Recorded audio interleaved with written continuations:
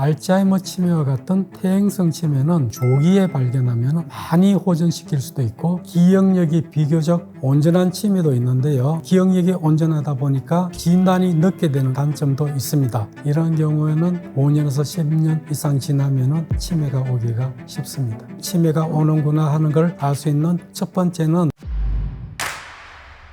안녕하세요. 건강구조대 시청자 여러분, 저는 가정의학과 전문의이면서 한의사이기도 한 김시호입니다. 노인병이지만은 요즘 젊은 세대 치매도 가파르게 늘고 있습니다. 65세가 넘으면 치매 발병률이 눈에 띄게 증가하고 5년마다 발병률이 2배씩 증가하는 경향이 있는데요. 중앙치매센터가 발간한 대한민국 치매 현황 2018에 의하면 65세 이전의 치매 발병률이 2009년도에 17,772명에서 2018년에 63,231명으로 약 10년 사이에 4배 정도가 증가했습니다. 이러는 이유는 검진이 활성화되었다는 그런 의미도 있지만은 치매 환자가 젊은 층에 가파르게 늘고 있다는 그런 의미도 됩니다. 우리가 자동차를 타면은 걷지 않게 되면서 다리가 약해지는 것처럼 스마트폰이라든지 AI가 발달하게 되면은 머리를 덜 쓰고 기억을 많이 안 해도 되고 편한 세상이 되지만은 그만큼 내가 자극을 받지 못하기 때문에 내가 약해지는 특징이 있습니다. 그래서 그걸 디지털 치매라고 이야기할 수 있고요. 디지털 치매는 전두척두엽 치매와 비슷한 치매가 되기가 쉽습니다. 첫 번째, 운동이나 신체활동, 머리 쓰는 것을 귀찮아하는 귀차니스트. 두 번째는 비만, 우울증, 사회적 고립, 시각, 청각 저하 등으로 행동이 굼뜬 굼뜨니스트. 세 번째는 편집증, 짜증, 하등 성격이 고약해진 고얀니스트. 네 번째는 술, 담배, 도파민 분비를 즐기는 도파미니스트. 다섯 번째는 스트레스가 많은 사람입니다. 습관과 환경의 영향이 유전보다 약 2배 정도 더 큰 영향을 미치고 있습니다. 유전적 요인이 20에서 30% 정도 되고요. 생활습관, 식습관이 40% 전후, 환경 요인이 20에서 30% 정도로 치매 발병에 습관과 환경 요인이 유전적인 요인보다 약 2배 이상의 영향력을 크게 미치고 있는 그런 실정입니다. 유전적 영향이 큰 알츠하이머 치매의 경우를 보면은 1에서 2% 정도는 유전병입니다. 그리고 20% 정도는 아포2포라는 유전 인자를 갖고 있는 것과 관련되어서 발병하고요. 또 한 20% 정도는 유전병하고 관련이 있는 그런 것으로 추정되고 있고요. 나머지 60%는 전혀 유전과 관계없이 치매가 발병합니다. 그렇게 보면은 아포2포가 있는 1, 2%는 유전병으로 65세 이전의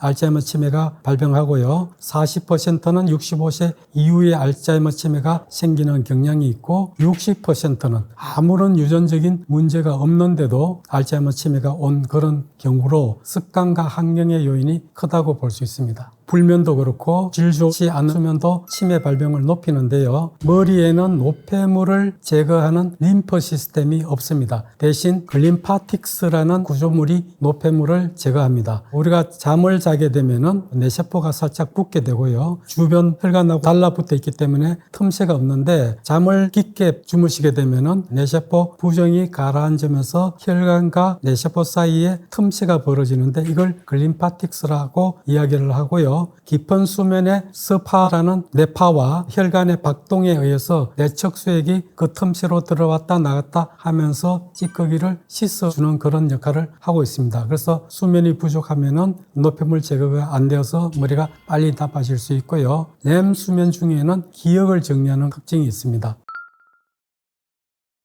치매는 종류가 많은데 종류에 따라 기억력이 먼저 떨어지는 치매도 있고 성격과 행동이 먼저 바뀌는 치매, 운동 능력이 떨어지는 치매 이렇게 조금씩 다릅니다. 그렇지만 대부분은 알츠하이머 치매와 같은 퇴행성 치매이기 때문에 알츠하이머 치매는 기억력이 먼저 떨어집니다. 그래서 치매가 될 정도가 되면은 기억력이 떨어진 문제로 인해서 일상생활 능력이 확 떨어지게 됩니다. 자꾸 깜박거린다고 표현하기도 하고요. 물은 걸 또 묻고 한 말을 또 하고 중요한 약속도 잘 잊어버리고 기억이 나지 않아 딱 잡아떼는 것처럼 증상도 나타날 수 있고요. 냄비 같은 거 올려놓으면 잘 태울 수도 있고 물건을 아무데나 두고 못 찾고 이런 문제들이 발생할 수 있습니다. 기억력 이외에도 인식하는 능력, 주의 집중해서 생각하고 추론하고 판단하고 결정하는 능력이 떨어지기 때문에 사람이 사고방식이 매끄럽지 않은 특징을 나타낼 수도 있고요. 결정한 걸 감정으로 표현할 수도 있고 말로 표현할 수도 있고 일을 처리하는 능력으로 표시할 수도 있는데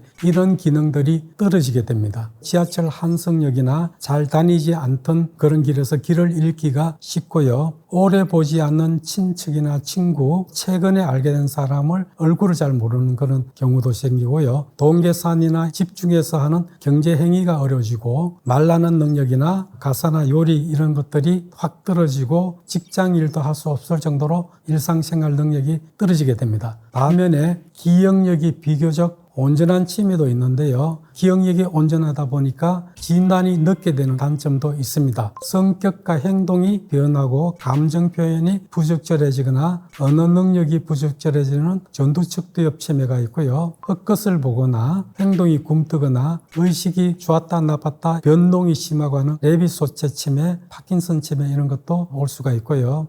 이외에도 혈관 치매는 어디에 뇌졸중이 생겼느냐, 풍이 생겼느냐에 따라서 증상이 다양하게 나타나는 그런 치매도 있습니다. 건망증 단계에서부터 기억력이 조금씩 나빠져 갖고 치매로 되면은 기억력이 떨어진 게 심하기 때문에 기억력 장애라고 하고요. 그 전 단계에는 기억력 저하라고 볼 수 있죠. 기억력 장애는 치매 초기 정도라면은 일주일 내에 본인이 겪었던 아주 중요한 것도 힌트를 주거나 설명해 줘도 전혀 기억이 나지 않고 생소하게 느껴지기도 합니다. 예를 들어 보겠습니다. 정상이거나 단순 건망증이 있는 사람을 당근씨라고 이름을 지었습니다. 기억력이 예전보다 못해졌다고 느끼지만은 그토록 크게 실수할 정도가 아니라서 남들이 머리가 나빠졌다는 걸 잘 알 수 없는 정도의 사람을 주관적 인지 저하라 하는데 이런 분을 주인장 씨라고 이름을 붙이겠습니다. 그리고 기억력이 많이 떨어져서 일상생활에 실수를 자주 하는 분을 경도 인지장애라고 할 수 있는데 경인장 씨라고 이름을 붙여보겠습니다. 친구 4명 중에 알츠하이머 치매가 된 알치 씨가 생일이 되었습니다. 그래서 친구 3분이 모여가지고 알치 씨를 병문안 겸 생일 축하하러 가기로 했는데 약속 장소에 주인장 씨가 깜빡 잊고 있다가 부인이 오늘 나 친구들하고 약속이 있어서 나갔다 오겠다 이런 이야기를 하니까 그 이야기에 갑자기 기억이 떠올라가고 아차 오늘 병문안 가기로 했구나 하고 불이 나게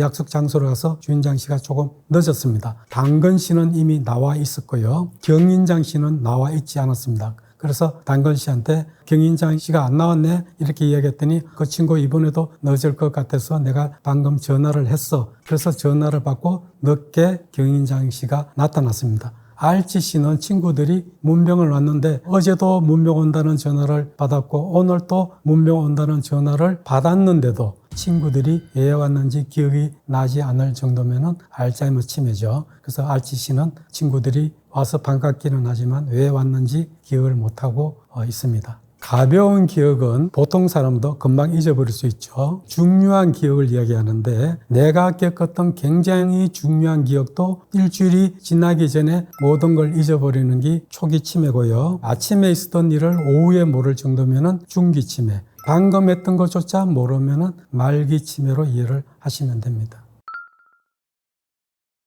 치매가 오는구나 하는 걸 알 수 있는 첫 번째는 냄새를 못 맡는 것입니다. 후각을 상실하고 난 다음에 레비소체 파킨슨 치매가 10년에서 15년 뒤에 올 가능성이 크고요. 가끔은 5년에서 10년 뒤에 알츠하이머 치매가 오는 경우도 있습니다. 렘 수면 장애라고 있는데 렘 수면 상태에 우리가 사지가 마비가 되어 있어야 되는데 꿈 따라 행동하게 되면은 사고도 날 수 있고 다칠 수도 있고 그러죠. 그래서 마비가 있어야 되는데 이 마비가 제대로 안 돼 있으면은 소리를 지르거나 옆에 자는 사람을 때리거나 목욕병처럼 걷기도 하고 이런 문제가 발생하게 되는데요. 5년에서 15년 뒤에 레비소체 치매가 오기가 쉽습니다. 그리고 심한 낮잠을 자는 경우가 있고요. 밤에 잠을 설치는 경우가 있는데 5년에서 10년이 지나면은 레비소체 치매가 오는 경우가 많고 5년이 지나면은 알츠하이머 치매가 오는 경우에도 낮잠이 많이 오는 경우도 있습니다. 그리고 청각이나 미각이 떨어지는 경우가 있는데 5년쯤 지나면은 알츠하이머 치매가 오기 쉽고요. 시각장애라든지 환시, 헛것을 보는 경우에는 5년쯤 지나게 되면은 레비소체가 오는 경우가 많고 간혹은 알츠하이머 치매가 올 때도 그럴 수가 있습니다. 그리고 운동 기능이 떨어졌다든지 균형 감각이 떨어지면은 한 5년 뒤에 혈관 치매가 오거나 레비소체 치매가 오기가 쉽습니다. 우울증이나 불안증이 있으면은 한 5년에서 10년 뒤에 알츠하이머 치매가 오는 경우가 있고요. 간혹은 혈관 치매가 생길 수도 있습니다. 그러니까 꼭 기억력만 떨어지는 게 문제가 아니고 후각, 시각, 청각, 미각이 있는 오감이 떨어지는 것도 그렇고 특히 렘 수면장애라든지 불면이 있다든지 또 낮에 잠으로 골아 떨어진다든지 우울증이 있다든지 이런 경우에는 5년에서 10년 이상 지나면은 치매가 오기가 쉽습니다. 집에서 간단하게 시간이라든지 장소라든지 진압력 그리고 기억에 문제가 있는가 말하는 언어에 문제가 있는지 일을 하는데 문제가 있는지 눈에 보이는 공간을 이해하는 능력인 시공간 능력의 변화가 있는지 감정 정서의 변화가 있는지 이런 걸 환자와 대화로 파악할 수 있고요. 이럴 때 검사하는 분위기처럼 딱딱하게 하지 말고 그냥 편하게 대화를 하면서 유도하는 게 좋습니다. 그리고 그 결과를 적어서 진료할 때 드리면은 훨씬 더 의사가 정확하게 환자에 대해서 파악할 수가 있죠. 치매 예방에 좋은 음식은 혈당 충격이 전 통곡물, 두 번째는 항산화 성분이 풍부한 다양한 색소를 가진 채소와 과일, 오메가3가 풍부한 등푸른 생선, 견과류, 올리브기름, 들깨가루, 좋은 기름이 들어가 있는 음식이 중요하고요. 세포막의 구성 성분이 되는 인지질을 보충하기 위해서 콩 종류라든지 생선, 계란, 닭, 오리와 같은 가금류를 즐겨 드시는 게 좋고 육고기, 붉은 고기는 작은 양을 너무 자주는 드시지 말고 일주일에 한 두세 번 정도는 고기도 드셔주는 것이 좋습니다. 이런 음식이 잘 되어 있는 음식으로는 지중해식 식단, 마인드 식단, 전통적인 식단인데 약간 개량할 점이 있죠. 좋은 기름을 조금 더 쓰고 좋은 단백질을 조금 더 보충하면은 우리의 전통적인 식단도 아주 좋은 치매 예방 식단이 될 수 있습니다. 반대로 치매를 유도하는 나쁜 음식으로는 혈당 스파이크를 많이 올릴 수 있는 설탕이라든지 정제 탄수화물이라든지 혈당 스파이크를 높일 수 있는 음식과 두 번째는 트랜스 지방, 포화 지방이 많은 음식 이런 것은 LDL을 높이고 혈관 질환을 일으키는 트랜스 지방은 안 먹도록 노력하고 포화 지방은 조금 적게 먹도록 노력을 하셔야 됩니다. 그리고 소금이 많은 염장식품이나 짜게 먹게 되면은 그걸로 인해서 혈압이 올라가든지 하면은 혈관 질환을 유도하는데 문제가 될 수 있는데 소금을 너무 많이 먹는 것도 곤란하지만 너무 적게 먹는 것도 곤란하다고 봅니다. 네 번째는 붉은 고기와 가공육인데요. 붉은 고기에는 철분이라든지 이런 게 많기 때문에 산화적인 스트레스를 많이 주는 그런 음식이고 가공육은 아질산염 이런 것들이 많아가지고 장을 건강하지 못하게 만들기 때문에 안 좋다고 보고요. 알코올 자체 그리고 대사산물인 알데하이드가 뇌를 나쁘게 직접적인 도구로 작용하고요. 불규칙적인 식습관을 가지고 있으면은 영양이 불균형하고 대사질환을 악화시킬 그런 우려가 있기 때문에 지금 말씀드린 음식들은 피하는 것이 좋습니다. 유산소 운동을 일주일에 150분 이상을 해야 됩니다. 약간 숨 차올 정도로 빨리 걷는 게 좋겠죠. 그리고 근력 운동도 일주일에 두세 번 정도 해주는 것이 좋고요. 이렇게 유산소 운동과 근력 운동을 하게 되면은 마이오카인이라는 게 분비되어서 뇌가 회복하는데 큰 도움이 됩니다. 그리고 균형 운동과 유연성을 키우는 운동을 하게 되면은 노년기에 실족을 하거나 넘어지는 걸 방지해주고 삶의 질을 유지하는데 큰 도움이 되고요. 가능하면 운동을 단순하게 하지 말고 인지 활동과 겹쳐서 하는 운동, 머리를 쓰면서 할 수 있는 운동이 그냥 운동하는 것보다 훨씬 하면 더 뇌를 자극을 합니다. 댄스를 한다든지 배드민턴이라든지 탁구, 축구, 족구, 농구처럼 팀을 이뤄서 전략을 갖고 하는 운동도 뇌 발달에 큰 도움이 되고요. 이중과제로 걸으면서 숫자를 세거나 걸으면서 명상을 하거나 걸으면서 박수를 치거나 손 운동을 하면서 노래를 부르는 그런 운동도 뇌 발달에 크게 도움이 되겠습니다. 모든 것은 가유불급이고 모자라면 다다익선입니다. 그러니까 조금씩 하는 거는 굉장히 도움이 되는데 욕심이 나서 그걸 너무 많이 하면은 오히려 안 하는 것보다 못하죠. 그래서 초점 있게 머리를 쓰는 게 좋지만은 머리가 좋을 때는 두세 가지 이상을 한꺼번에 신경을 써도 충분히 할 수 있습니다. 그럴 때는 여러 가지 멀티타스킹을 가끔 하는 게 머리 발달에 도움이 됩니다. 너무 가부하가 걸리면은 머리에 스트레스가 되고 그러면서 염증이 생기기 때문에 머리가 단련되는 것보다 머리가 나빠지는 게 더 많아지기 때문에 멀티타스킹을 많이 하지 말라 이런 이야기고요. 잠깐 동안은 복잡한 일을 하는 것이 더 좋습니다. 사람과 어울리면은 첫 번째 머리를 쓰게 되죠. 뇌 운동이 되고 두 번째는 사람과 같이 있으면 사람은 사회적 동물이기 때문에 안정감을 느끼고 소속감을 느끼고 이러기 때문에 정신적으로 큰 도움이 되기 때문에 사회적 활동을 하는 것이 중요합니다.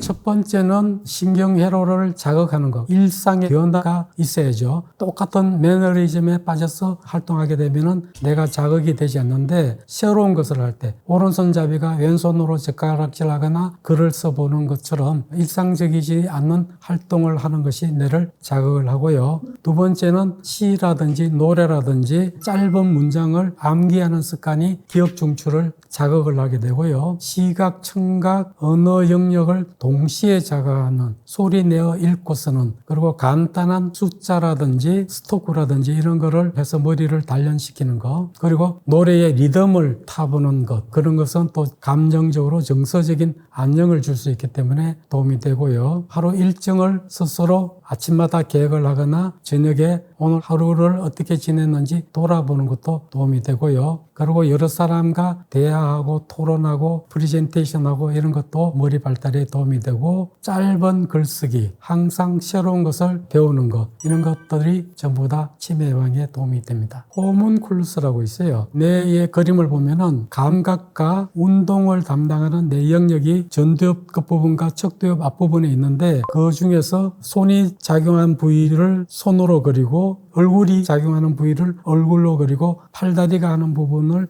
팔다리로 그리면은 이상하게 생긴 사람의 모습이 나타나요. 그 이상한 사람을 호문쿨루스라 그러는데 그 사람이 손이 굉장히 크고 혀와 입이 굉장히 크고 얼굴도 큽니다. 그러니까 손을 쓰고 노래를 부르고 웃거나 얼굴 표정을 변화시키면은 머리가 굉장히 크게 자극을 받고 뇌가 발달되는데 도움이 될 수 있죠. 실외 활동을 하게 되면은 비타민 D가 많이 만들어질 수 있고 수면을 좋게 하는 멜라토닌이 많이 생성이 되고 새로운 공기를 마시면서 기분 전환도 되고 새로운 사람을 만나면서 사회적 교류가 일어나기 때문에 실내 활동에 장점이 있고요. 실내 활동은 날씨의 구애를 받지 않고 다양한 인지 자극 활동이 가능한 그런 장점이 있습니다. 연구에 의하면은 실외 활동을 주 3회 이상 하면은 치매 발병률이 30%에서 40% 줄어든다는 그런 연구도 있고요. 지속적으로 실내 지적 활동을 한다면 그렇지 않는 사람보다 25%에서 30% 정도 치매 예방 효과가 있는 걸로 나타났습니다. 머리를 자극하는 게 지적 자극이 중요하지만은 육체적 운동, 육체적 활동이 더 우선이 돼야 됩니다. 왜냐하면은 지적 활동은 많은 부위가 관여하지 않지만 내 몸을 움직이기 위해서는 주변도 살펴야 되고 내 동작에 대한 강약도 조절을 해야 되고 여러 가지 인지 자극이 되기 때문에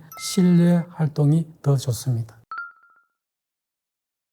치매를 일으키는 병이 있습니다. 일찍 발견해서 치료하면 완치가 가능한 병은 지주막하 출혈이 있다든지 양성뇌종양이 있다든지 술을 많이 드셔서 비타민 B가 부족해서 치매 증상이 나타난다면은 그런 원인들을 미리 제거를 해주면은 병이 재발이 되지 않고 치매가 낫는 가성 치매가 있습니다. 가역성 치매라고도 하고요. 전체 치매의 한 10% 정도를 차지합니다.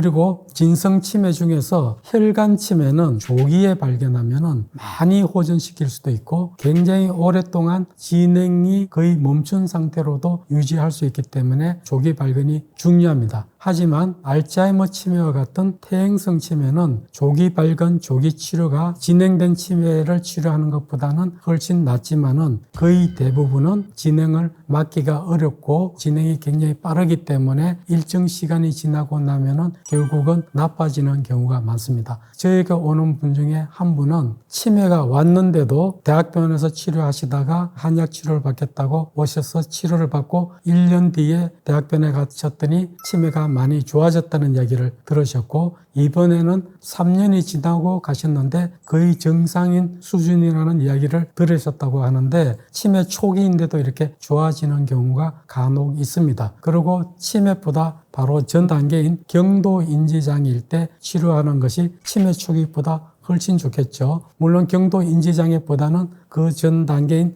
주관적 인지저하일 때 치료하는 것이 좋은데 경도인지장애를 10년 전에 치료를 시작해서 처음에 오셨을 때보다도 더 좋은 상태로 유지하는 60대 초반이셨던 분, 지금은 70대 초반이 되신 그런 분도 있습니다.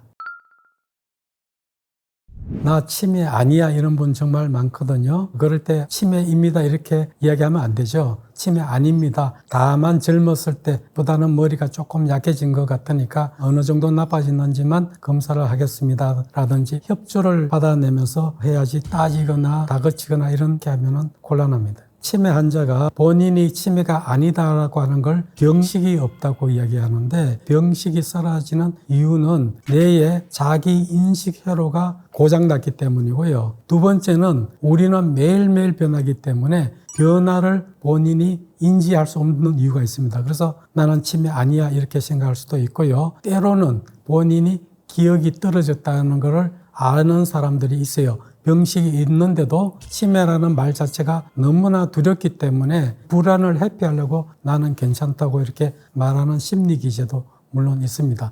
이런 걸 병 때문에 온다는 것을 가족들이 이해하는 것이 중요합니다. 환자가 잘못하는 것은 병이라서 그러는 것이지 일부러 고집을 부리거나 일부러 하는 것은 아니죠. 그래서 가족들이 환자가 불안감을 느끼게 지적질을 하거나 따지거나 이런 거를 하면 안 되고요. 환자를 무시하면은 좌절감을 느끼거나 소외감을 느낄 수도 있고요. 그리고 막 다그치게 되면은 환자가 화가 날 수도 있고요. 또 너무 가행 보호하거나 가소 보호를 하게 되면은 환자의 자존심이 상할 수가 있습니다. 그래서 하실 수 있는 거는 할 수 있게 도와드리는 게 중요하고요. 헛것을 봤다는데 물건이 없다, 귀신이 없다 막 강조하게 되면은 환자가 내가 거짓말쟁이가 됐나 이런 걸 생각할 수 있기 때문에 사실을 너무 확인시켜 줄 필요는 없습니다. 그리고 환자한테 감정을 폭발하거나 어린애가 야단을 맞으면 굉장히 쪼그라드는 것처럼 환자가 굉장히 불안해하고 위축될 수가 있죠. 이런 걸 주의를 해야 되고요. 그리고 좋은 접근법은 논쟁 따지지 말고 공감하는 게 중요하고요. 자존심을 지켜줘야 되고 정서적 지지, 감정을 챙겨드려야 되고 안정된 환경으로 마음이 편안하게 해드려야 되고 항상 환자는 버려질까는 불안한 마음이 있기 때문에 끝까지 잘 보호한다는 그런 믿음을 드리는 것이 굉장히 중요합니다. 치매 환자를 케어한다는 건 굉장히 힘듭니다. 혼자서 짧은 기간은 소심해서 얼마든지 할 수 있을지 모르지만은 시간이 지나면은 긴 병에 호소 없다는 것처럼 굉장히 힘들게 됩니다. 그래서 주로 돌보는 사람 말고도 형제라든지 친지라든지 이렇게 같이 부담을 덜어줄 사람이 굉장히 필요하죠. 그리고 주 간병인의 휴식, 마음의 전환 그런 기회를 제공을 해야 됩니다. 그래서 가족들이 부담을 나누는 것도 있고 사회적으로 국가적으로 도와주는 제도들이 있습니다. 가장 큰 것은